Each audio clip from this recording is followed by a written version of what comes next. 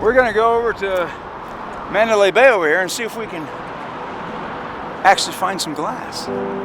That night, when the shooting was going on, a lot of the questions were asked. Was he shooting out the window? Was the window busted out with a hammer?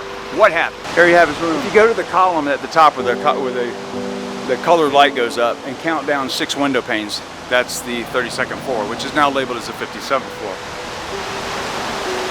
But from this angle here, looking at that window, you have to wonder how far out would the glass have gone. Now, if he had shot the glass out, that would naturally push quite a few pieces far out into this area, maybe even as far as we are right now.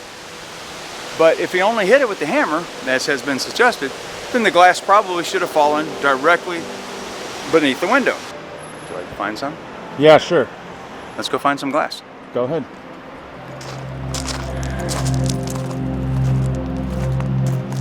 Probably need a light.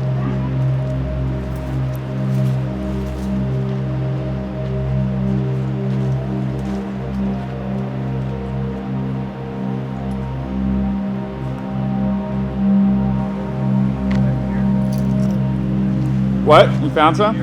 I'm sorry, what's that, sir? Well, we're just over at the vigil. And, he just wanted to... Report me, sir? Huh? I don't have my consent to report me. Okay. Alright. Alright, let's get out of here. Found some glass. That's it. At least they upped their security, because they've been terrible about security. Mandalay Bay has, you know. Right. He just backed up, so he's right there looking at us. And as soon as they figure out who I am, yeah, we might have a little issue.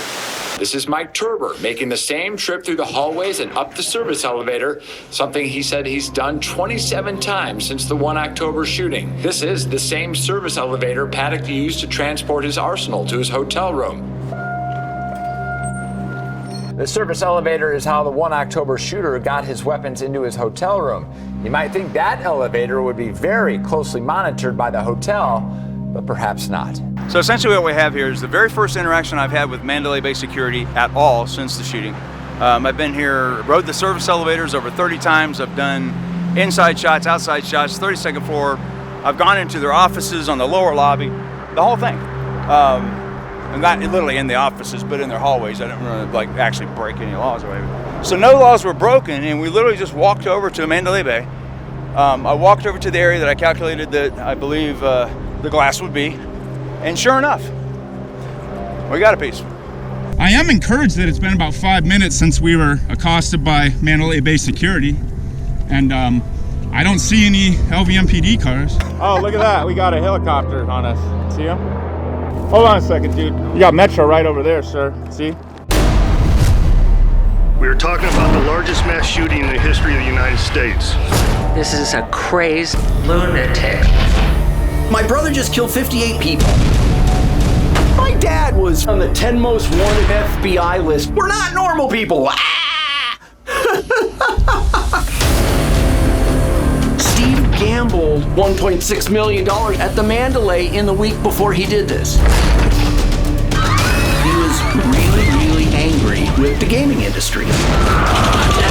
There's been accusations that there's multiple shooters. That has been proven to be false. You had politicians grandstanding on this Vegas Strong movement to get elected. Vegas strong. I'm turning tragedy into opportunity. It was an election year, and it was camera time for Lombardo and his friends. I want to thank Sheriff Lombardo for your leadership. I'm getting FaceTime every day. Almost every press conference, you saw one figure, and that was Steve Sisolak, using this as a springboard for his political campaign. He used the tragedy to get elected.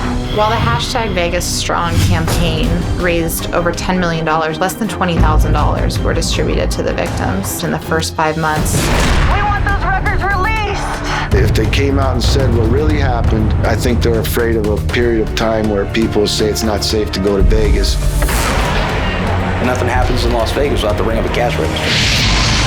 MGM Resorts is suing the victims. They are being sued for getting shot. Shameful, disgusting, outrageous. The newly released video shows Las Vegas police waiting in the hallway as Stephen Paddock continues to murder people.